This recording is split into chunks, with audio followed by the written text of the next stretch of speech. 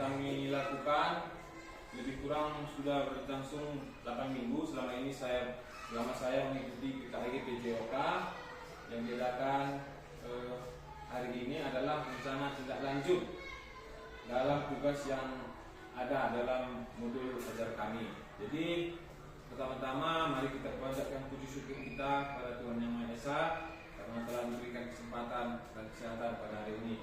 Pertama-tama saya juga mengucapkan terima kasih buat Bapak Ibu yang sudah meluangkan waktunya untuk dapat kita di sini membersamai saya dalam tugas saya ini. Ya, pertama-tama sekali Bapak Ibu di sini saya akan mengambil tentang tema yaitu permainan tradisional yang menyenangkan. Ya, di mana dalam tema ini nanti akan dilakukan pada tindak lanjut selanjutnya. Oke, lanjut latar belakangnya. Kenapa saya mengambil temanya adalah permainan tradisional? Karena peserta didik masih banyak yang belum mengenal permainan tradisional yang merupakan salah satu warisan budaya Indonesia yang juga kearifan lokal yang harus ditanamkan sebagai wujud cinta tanah air. Sudah saya berbicara atau sudah saya berdiskusi dengan peserta didik kita, banyak yang belum mengenal, malah ada yang tidak tahu sama sekali tentang permainan tradisional ini. Di mana anak kita sekarang adalah generasi Z, ya. Sedangkan permainan ini sekarang orang itu, kenapa saya ambil ini? Karena orang itu sekarang identik dengan permainan gadget atau permain video game dan digital lainnya. Jadi makanya saya mau kenalkan permainan ini supaya anak-anak dapat berkembang terlebih kognitif dan psikomotoriknya. Dalam konteks ini sekolah juga berperan sebagai tempat mengembangkan pendidikan karakter dan melestarikan budaya bangsa. Ya, nanti yang saya mau pertandingkan adalah permainan gobak sodor dan permainan engrang. Ya, saya lanjut. Ya, tujuan program ini adalah melestarikan budaya daerah tradisional yaitu engrang dan gobak sodor.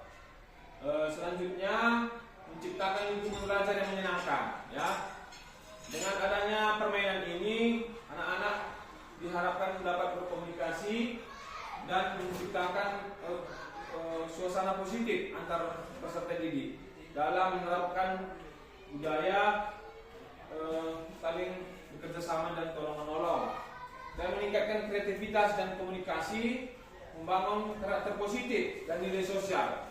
Di mana nanti dengan permainan ini, khususnya gobak sodor yang membutuhkan kerjasama antar pemain, bagaimana caranya berkomunikasi yang baik, bagaimana caranya untuk menjadikan permainan yang menarik. Selanjutnya adalah meningkatkan kesehatan. Tentu ya Bapak Ibu, kalau kita beraktivitas kesehatan fisik pasti akan meningkat. Otomatis itu kita hilangkan bagaimana kebiasaan-kebiasaan anak yang sangat tidak berpengaruh dengan bermain gadget atau handphone. Selanjutnya, sekarang capaiannya. Apa sih yang mau kita harapkan dari tujuan program yang kita akan lakukan? Adalah capaian, langkah-langkah dan hasil yang diharapkan untuk tiap tujuan. Jadi pertama itu capaiannya yang kita harapkan, saya harapkan adalah pembentukan karakter yang positif. Bagaimana anak itu mempunyai karakter yang positif, ya, berjiwa sosial, memahami bagaimana perbedaan dan bagaimana saling tidak egois. Selanjutnya peningkatan keterampilan fisik dan pemahaman dan pelestarian budaya, di mana budaya kita agar tidak punah atau tidak hilang. Semakin banyak kita bermain mengenalkan budaya pada anak-anak, mudah-mudahan anak-anak juga tertarik dan dapat bermain di lingkungan sekolah atau di pekarangan rumahnya. Selanjutnya langkah-langkah pelaksanaannya, ya, perencanaan programnya. Pertama nanti dirancang programnya, lalu pengenalan permainan tradisional gobak sodor dan engrang. Nanti pertama kita kenalkan kepada peserta didik apa sih gobak sodor itu, apa sih engrang itu, bagaimana cara bermainnya. Nanti masa pengenalan itu yang langkah pertama nanti. Baru berpraktik bermain. Saatnya nanti ada waktunya, kira-kira nanti 1 sampai 3 hari bagaimana bermain dan dipertandingkan nanti antar kelas 4 dan kelas 6. Nanti yang ikut serta adalah kelas 4 dan kelas 6. Jadi Bapak Ibu juga yang berhubungan dengan program ini adalah guru SBDK, guru TIP, gimana nanti pertandingannya bisa juga dibuat dalam bentuk-bentuk desain atau bentuk media ke dalam kita buat nanti masukkan ke media-media sosial supaya anak-anak lebih tertantang dan merasa menarik. Dan refleksi, ya di akhir pertandingan nanti kita buat refleksi untuk melihat apa sih yang sudah terjadi, apakah sudah baik. Kalau ada pun yang belum baik masih bisa dapat kita perbaiki kembali. Dan laporannya semuanya nanti dalam berbentuk dokumentasi. Nanti kita libatkan anak-anak untuk dapat mendokumentasikan bagaimana acara pertandingan tersebut. Hasil yang diharapkan adalah siswa mengetahui jenis permainan tradisional, ya, sehingga nanti anak-anak juga dapat mengetahui jenis-jenis apa sih yang ada permainan tradisional di daerah ini yang sering orang itu mainkan atau yang sering orang tua mereka mainkan di zaman dahulu. Terciptanya komunikasi yang baik antar siswa. Jadi maksudnya nanti dengan acara kegiatan ini anak-anak dapat berperan aktif dalam kelompoknya, dapat membentuk satu komunitas yang orang itu nanti buat kelompok masing-masing. Ya, tentunya yang selanjutnya adalah pengembangan karakter siswa. Diharapkan karakternya akan menjadi lebih baik dan dapat saling tolong menolong dan tidak mementingkan diri sendiri. Selanjutnya peningkatan kesehatan fisik dan peningkatan motivasi belajar. Oke, saya lanjut. Ya, capaian langkah-langkah yang harus diharapkan untuk tiap tujuan. Jadi indikatornya adalah siswa menunjukkan peningkatan dalam keterampilan motorik dan kreativitas baik dalam bermain maupun modifikasi permainan tradisional. Jadi dengan adanya pertandingan ini dapat kita lihat bagaimana sih gerak motorik anak itu, bagaimana sih kreativitas anak itu dalam membangun suatu tim, satu kelompok yang dapat direncanakan dengan baik. Selanjutnya, siswa memiliki pengetahuan mengenai jenis permainan tradisional, asal usulnya serta nilai budaya yang terkandung di dalamnya. Contohnya tadi seperti obat sodor, termasuk daerah mana, bagaimana cara bermainnya, peraturannya, dan apa sih nilai-nilai yang terkandung di dalamnya, supaya anak-anak lebih memahaminya. Selanjutnya, capaiannya adalah siswa mampu berkomunikasi secara efektif, bekerja dalam tim. Nah, seperti yang saya jelaskan tadi, siswa dapat berkomunikasi secara efektif dengan satu kelompok ataupun dengan tim lawan, dengan guru. Ya. Selanjutnya adalah siswa lebih aktif bergerak dan mengalami peningkatan kesehatan fisik. Otomatis makin banyak anak bergerak, fisiknya juga pasti akan meningkat. Kemampuan dari kebugarannya, kelincahan akan terjadi. Oke, selanjutnya terakhir terjadi hubungan yang harmonis antar siswa, guru dan komunitas sekolah. Ya, itu pasti Bapak Ibu ya.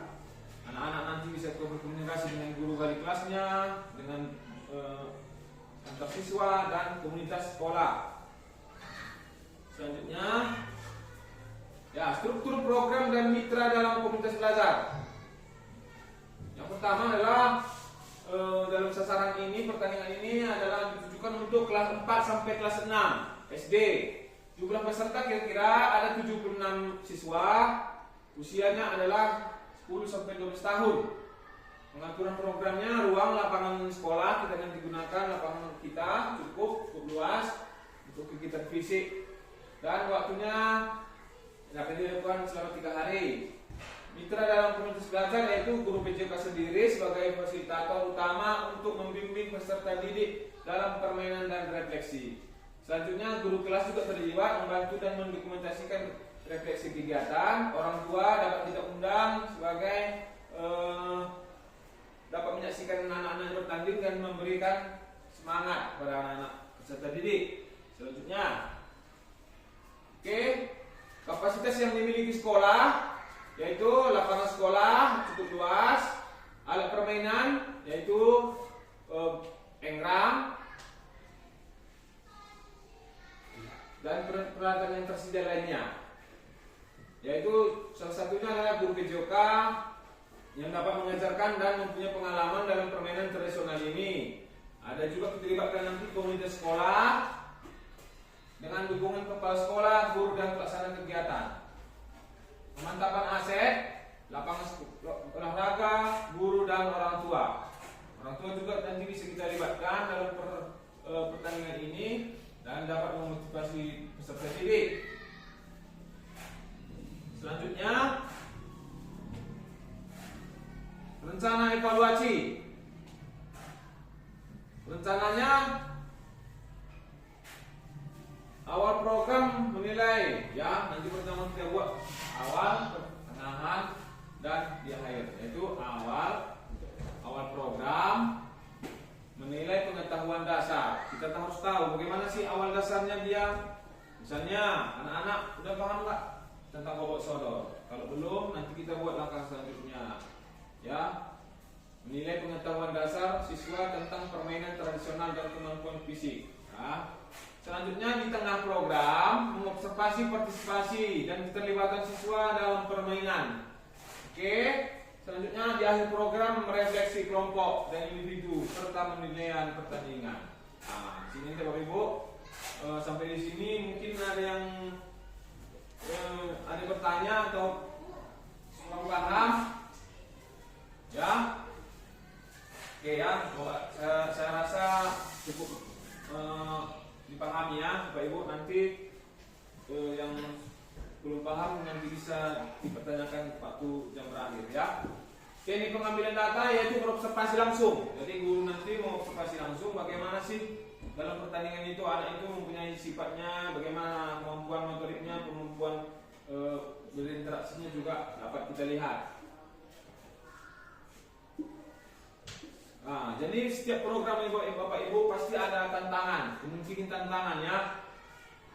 Dalam pertandingan nanti, kemungkinan tantangan yang pertama adalah kesulitan siswa dalam memahami aturan permainan. Karena masih banyak siswa-siswa kita yang belum paham tentang apa sih permainan tradisional, jenis-jenisnya, bagaimana peraturannya dan sebagainya. Di sini nanti kita mempunyai solusinya memberikan contoh demonstrasi langsung kepada siswa tentang bagaimana cara bermainnya. Nanti kita demonstrasikan secara langsung. Tantangan kedua yaitu siswa yang kurang tertarik dengan permainan tradisional. Pasti Bapak Ibu ya, banyak sekali anak-anak yang pasti kurang paham atau kurang menarik. Mereka menganggap permainan tradisional adalah permainan yang sudah ketinggalan zaman. Jadi kita mau menggerakkan kembali bagaimana permainan tradisional ini dapat mereka ketahui dan dapat menjadi kebiasaan bagi anak-anak kita. Saat jam istirahat, dia bukan lagi pergi ke sana jajan atau sebagainya. Dia bisa bermain tradisional, pulang sekolah juga bisa bermain tanpa menggunakan handphone. Solusinya adalah menyesuaikan permainan dengan elemen yang lebih menarik. Ya, kita harus memodifikasi dan membuat permainannya lebih menarik. Oke, terakhir penutup dan rencana tindak lanjut. Penutup pertandingan permainan tradisional harus dibuat menarik mungkin agar minat peserta didik untuk melakukannya mendapat antusias yang tinggi, sehingga diharapkan dapat meningkatkan keterampilan fisik, kerjasama serta pemahaman budaya di kalangan siswa kelas 4 dan kelas 6. Jadi diharapkan nanti rencana ini dapat menjadi awal dari anak-anak kita meninggalkan handphone. Ya, mungkin secara cepat tidak bisa, tapi harus kita pelan-pelan agar mereka dapat bermain kelompok atau dapat berkomunikasi dengan temannya. Rencana tindak lanjutnya adalah mengimplementasikan kegiatan ini dapat dilakukan secara rutin. Jadi tidak hanya berhenti dan satu pertemuan itu atau pertandingan itu, tapi dapat dilakukan secara berkala. Misalnya nanti dalam ada nanti sesi waktu yang kosong dalam penilaian pengisian rapor, anak-anak bisa dibuat sesi seperti ini. Kita nanti guru banyak yang mengisi rapor. Di jam kosong itu dapat nanti dilakukan pertandingan tradisional ini supaya mengisi kekosongan. dan melakukan refleksi untuk perbaikan pada kegiatan berikutnya. Jadi Bapak Ibu, kita nanti sama-sama dapat mencatatkan apa sih yang masih kurang atau masih yang belum bagus dalam pertandingan itu, bisa kita nanti perbaiki pada pertandingan berikutnya. Oke, cukup sekian pemaparan atau presentasi dari saya. Mungkin banyak kekurangan yang saya lakukan, saya minta maaf. Bapak Ibu, saya ucapkan terima kasih. Mungkin dalam sesi berikutnya nanti kita dapat berdiskusi lagi. Ya, terima kasih. Dalam pertemuan ini saya ucapkan terima kasih banyak. Sampai jumpa, selamat siang. Siang.